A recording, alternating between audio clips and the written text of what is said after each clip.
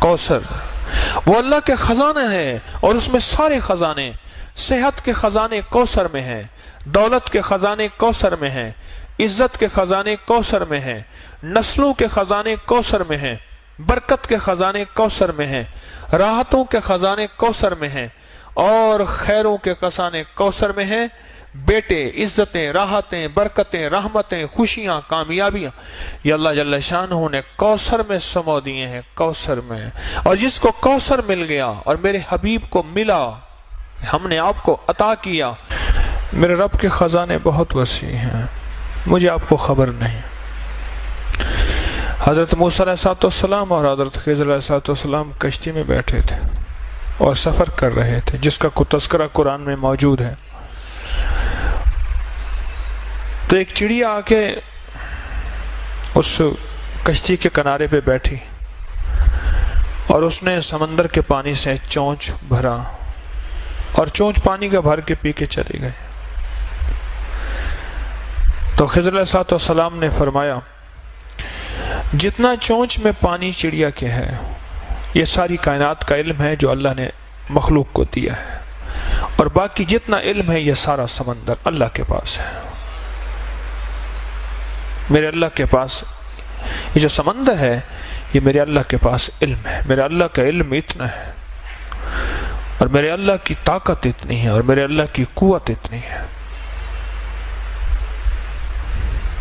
اور میرے اللہ کے پاس خزانے ہیں، وسیع خزانے ہیں، اتنے وسیع خزانے ہیں کہ کائنات ساری ایک وقت میں مانگنے میں آئے، اور اپنے مزاج میں، اپنی طبیعت میں، اپنی چاہت میں مانگنے میں آئے، اور مانگے، اور جی بھر کے مانگے، اور جو جی میں آئے وہی مانگے۔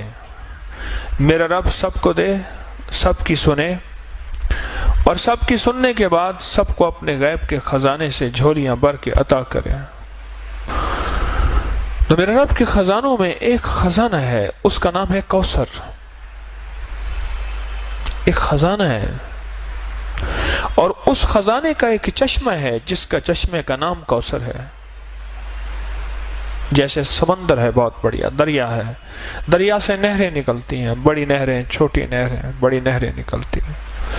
میرے رب کے خزانوں میں ایک خزانہ ہے، نعمتوں کا خزانہ، انعامات کا خزانہ، راحتوں کا خزانہ، برکتوں کا خزانہ، وسعتوں کا خزانہ، عافیتوں کا خزانہ۔ میرے رب کے خزانوں میں ایک خزانہ ہے، اور وہ میرے رب کے علم میں ہے۔ اس خزانے میں سے ایک خزانہ ہے، اس کا نام کوثر ہے، اور وہ جو کوثر ہے، وہ اللہ جل شانہ نے صرف سارے نبیوں میں سے کسی کو نہیں دی، اور میرے مدینے والے محمد صلی اللہ تعالی علیہ وسلم کو عطا فرمائی۔ میرے رب کے پاس جتنی کوثر ہے، اس میں کیا خزانے ہوں گے، اس میں کیا نعمتیں ہوں گے، اس میں کیا راحتیں ہوں گی، اور اس کے اندر کیا برکتیں ہوں گے۔ یہ تو خزانے میں سے، کوثر کے خزانے میں سے ایک کوثر دیا ہے اللہ نے، حوض کوثر جسے کہتے ہیں۔ زبیدہ نہر بہ رہی ہے، اس کے جگہ جگہ 7 حوض بنائے ہوئے ہیں، لوگ پھر وہاں سے پانی پیتے ہیں، باقی نہر بہ رہی ہے۔ یہ حوض کوثر ہے، اور اس کوثر کی یہ تاثیر ہے، جب تک میرے آقا کے دست اطہر سے، میرے سونے ہاتھوں سے، مبارک ہاتھوں سے اگر کوئی پانی نہیں پیے گا، کوئی بدقسمتی ہوگا، جب تک پانی نہیں پیے گا، اسے دنیا کی پیاس، قیامت کی پیاس، حشر کی پیاس اس کی ختم نہیں ہو سکتی۔ وہ 7 سمندر پی جائے، وہ ساری کائنات کا پانی پی جائے، اس کی زبان باہر کتے کی طرح لٹکی ہوئی ہوگی، جب تک کہ وہ میرے آقا کے ہاتھ مبارک، دست مبارک سے پانی، کوثر کا پانی نہیں پیے گا۔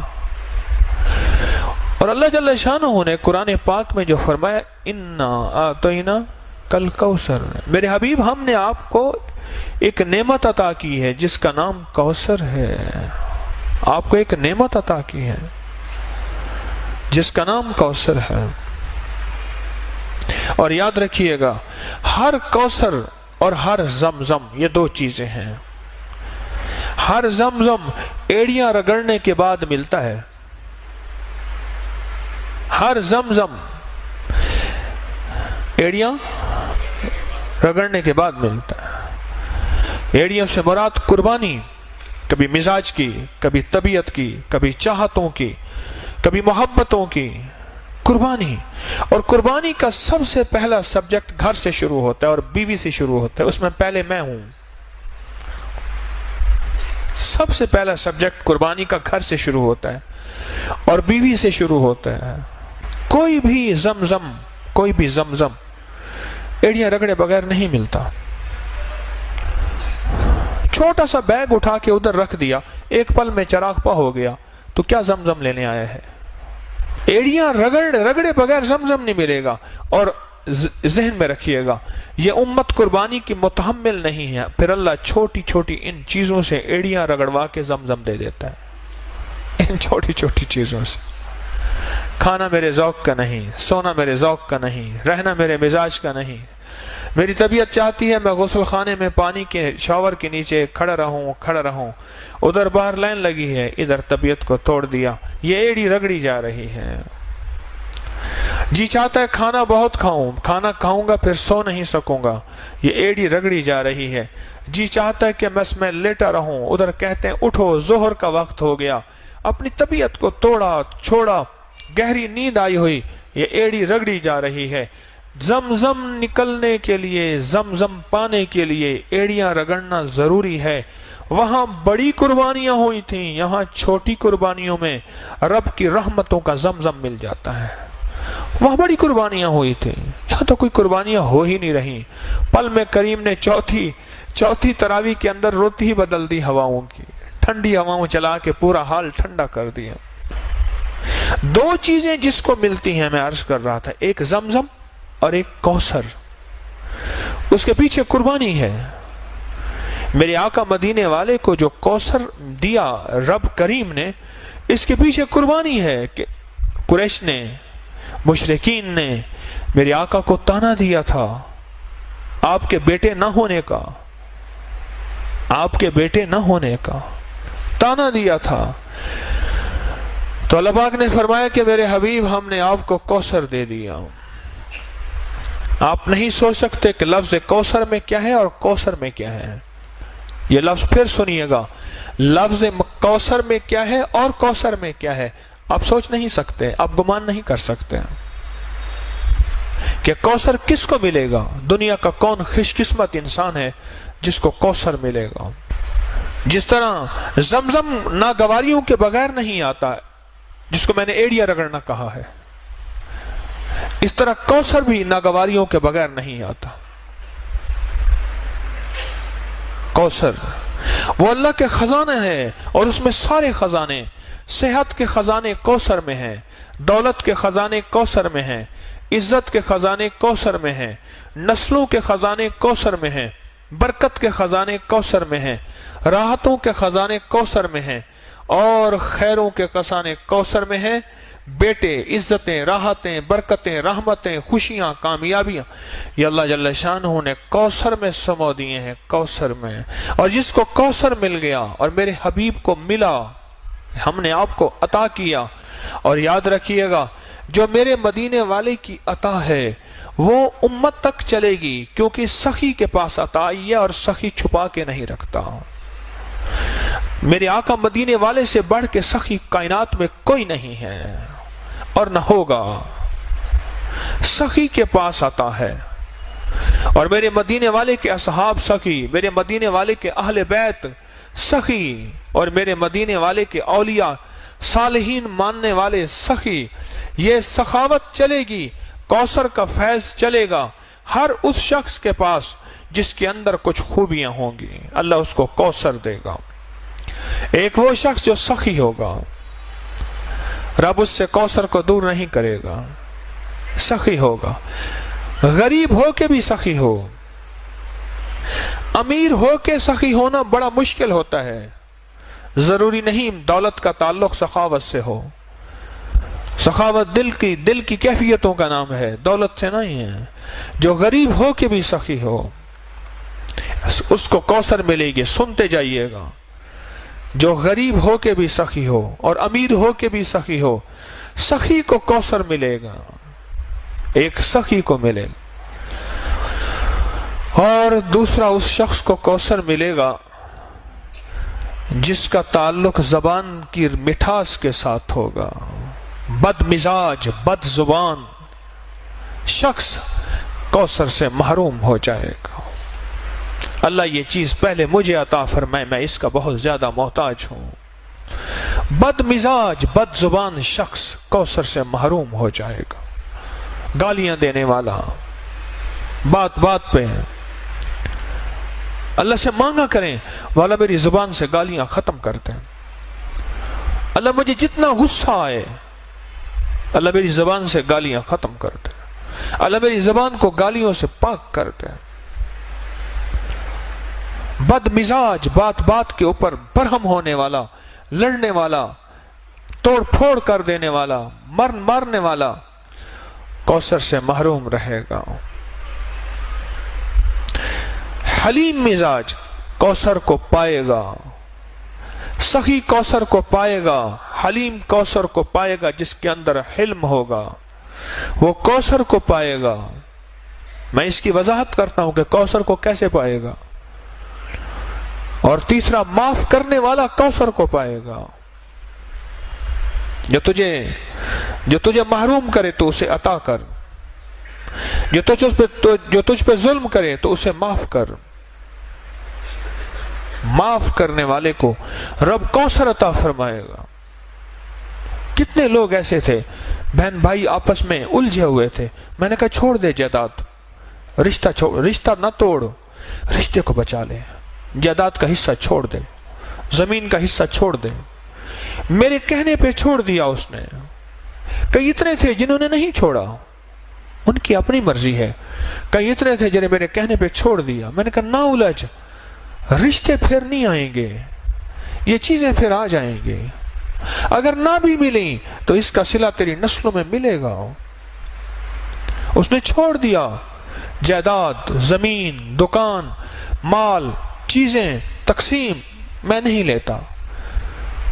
مجھے کہنے لگے جو مجھے دیتے ہیں زبردستی. میں نے کہا جو اگر دیتے ہیں تجھے زبردستی لے لے، اگر پورا نہیں دیتے ایک تو ان سے شکوہ نہ کر، ایک ساری زندگی شکوہ نہ کر. اگر ساری زندگی شکوہ کیا پھر بھی برکت ختم ہو جائے گی. ادھر بیٹھا شکوہ کیا، ادھر بیٹھا شکوہ کیا، پھر تو مجبوری والا معاملہ ہوا.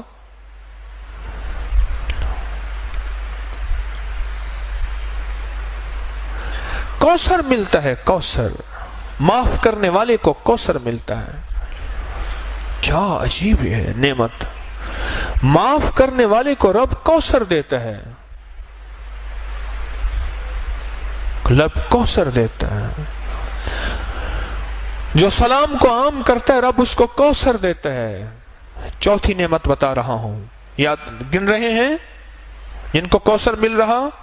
پہلا کس کو ملے گا؟ سخی کو. دوسرا حلم، حلیم کو، حلم والے کو. تیسرا معاف کرنے والے کو. چوتھا سلام کو عام کرنے والے کو کوثر ملے گا، کوثر ملے. اور تیسرا پانچواں، پیٹھ پیچھے دعا دینے والے کو. کسی کے لیے دعا پیٹھ پیچھے اس کے لیے کر رہا، نہ جان نہ پہچان نہ جاننا، پیٹھ پیچھے دعا کرنے والا، اس کو کوثر ملے گا، اس کو کوثر ملے گا. اور چھٹا، اس کو کوثر ملے گا جو اللہ کے لیے کھلاتا ہے اور اللہ کے لیے پلاتا ہے اور اللہ کے لیے سلاتا ہے اور اللہ کے لیے جگہ دیتا ہے. اللہ کہتا ہے اس کو آؤ کوثر اس کے گھر میں، اس کی نسلوں میں بھر دو. اور کوثر کیا ملے گا اس کو بھی سن لیجئے. ہمیں کہ کوثر وہ خزانہ ہے جو اللہ کے عرش میں ہے، اور اس کا ایک حصہ حوض کوثر ہے. باقی کیا ہوگا؟ جس کی مثال میں نے دی ہے کہ دریا میں سے ایک نہر نکلی ہے، باقی تو دریا ہے، وہ اللہ کے خزانوں میں ہے، اللہ کے علم میں ہے. باقی کیا ہوگا؟ جو شخص یہ خوبیاں اختیار کرے گا، ان خوبیوں پہ محنت کرے گا. یہ محنت ہوتی ہیں خوبیاں، ان پہ محنت ہوتی ہے. اور پتہ ہے محنت کیا ہوتی ہے؟ اس مجمع میں محنت ہوتی ہے. جب بہت سے افراد اکٹھے ہوتے ہیں، جہاں بہت سے برتن اکٹھے ہوں، آواز پیدا ہوتی ہے نہیں ہوتی؟ بولے جب بہت برتن اکٹھے ہوں تو آواز پیدا ہوتی ہے. اسی مجمع میں محنت کرتا جاؤ کرتا جاؤ کرتا جاؤ. اسی مجمع میں یہ تربیت کا مجمع ہے، یہ تعلیم کا مجمع ہے، یہ تعلم کا مجمع ہے، اور یہ سفر ترقی کا مجمع ہے. اس پہ اپنے اوپر محنت کرتا جاؤ کرتا جاؤ کرتا جاؤ کرتا جاؤ. جب یہ محنت کرتا چلا جائے گا اور ٹکراؤ کے باوجود بھی بچتا جائے گا، معاف کرتا جائے گا، درگزر کرتا جائے گا، لوگوں کو جگہ دیتا جائے گا، سخاوت کرتا جائے گا. دنیا کا خوش قسمت انسان یہ ہے جو کسی سے سوال نہ کرے، اور دنیا کا خوش قسمت انسان یہ ہے جو قرضے نہ مانگے. اور ایک بات یاد رکھنا، جس کے قرضے مانگنے کا مزاج ہوتا ہے اس کے گھر پہ، حدیث میں مفہوم عرض کر رہا ہوں، ایک جھنڈا لگ جاتا ہے جس سے فرشتے اور انسان نہیں دیکھ سکتے، جس سے جن اور انسان نہیں دیکھ سکتے، باقی ساری کائنات دیکھتی ہے. جس کے اندر قرضے لینے کا مزاج، مانگنے کا مزاج اور سوال کا مزاج ہوتا ہے، اس جھنڈے پہ لکھا ہوا ہوتا ہے فقر، کہ جا ساری زندگی تو سوال ہی کرتا رہے گا، منگتا ہی رہے گا، بھکاری رہے گا، فقیر رہے گا. جس نے اپنے لیے سوال کا دروازہ کھولا، قرضے کا دروازہ کھولا. یہ 6 لوگ ہیں جو کوثر کے مستحق ہیں، اور ان کی نسلوں میں جب کوثر آ جائے گا، ان کی نسلوں میں اللہ فقر، فاقے، غربت، تنگ دستیاں اللہ نہیں دے گا. اللہ بیٹوں والی نعمتیں، رزق والی نعمتیں، صحت والی نعمتیں، عافیت والی نعمتیں عطا فرماتا جائے گا، فرماتا جائے گا، فرماتا جائے گا. اور پھر کوثر کی نعمت وہ عطا فرمائے گا کہ نسلوں کوثر کی برکتوں سے مالا مال ہو جائیں گے. تو ایک تو کوثر کا اس مفہوم کو سمجھیں کہ کوثر ہے کیا، اور کوثر ملے گا کس کو، اور کوثر کا خزانہ جس میں کائنات کی ساری نعمتیں ہیں، اس میں حلم بھی ہے، علم بھی ہے، اس میں کشف کی نعمت بھی ہے، اس میں کرامت کی نعمت بھی ہے، اس میں عبادت کی نعمت بھی ہے، اس میں ولایت کی نعمت بھی ہے، اس میں فقیری کی نعمت بھی ہے، اور اس میں اعلیٰ مرتبے، اعلیٰ مقام کی نعمت بھی ہے. ساری نعمتیں اللہ جل شانہ نے اس کوثر کے خزانے میں رکھی ہیں. اور ملے گا کوثر کا خزانہ اس کو جس کے اندر یہ 6 صفات ہوں گے. ان 10 روزوں میں یہ تجربہ ہو رہا ہے. ہلکی پھلکی ناگواری، ہلکی پھلکی یہ چیز اللہ جان بوجھ کے دیتا ہے. لینے کوثر آیا ہے، کہتا ہے ٹھک ٹھک بھی نہ کر. اور جو شخص آج کی رات میں کتنی دفعہ سورۃ کوثر پڑھے گا؟ 313 دفعہ سورۃ کوثر پڑھے گا. میں کہتا ہوں جھولیاں بھروانے کے لیے رب نے ویسے ہی ٹھنڈی ہوائیں اوپر صحن میں بیٹھ کے، سبحان اللہ، ٹھنڈی ٹھنڈی ہوائیں یہیں بیٹھ کے رب نے موسم بدل دیا. اس نے کہا تو بیٹھ کے سورۃ کوثر پڑھتا جا اور میری رحمتوں